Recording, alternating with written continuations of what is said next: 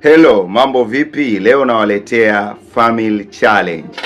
Na nataka kwa wale ambao wako na watu wao waweze kuijibu hii challenge. Kila siku mnasema mimi siwezi kuongea Kirangi na nimetafuta mwalimu, nimepata bwana mwalimu wa Kirangi. Ninaye hapa Mama Ishfaina. So kuna vitu kavishika mkononi, nataka anitajie kimoja kimoja kwa Kirangi. Tunaanza. Ni kirumbu. Kirumbu. Kisu kinaitwa kirumbu. Kirumbu. Alafu?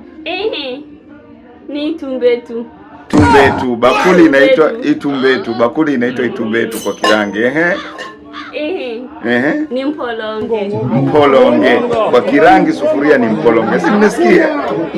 Hapa mwalimu ni naye. Yaani baada ya mwezi huu mmoja niambie maneno mengine ya Kirangi.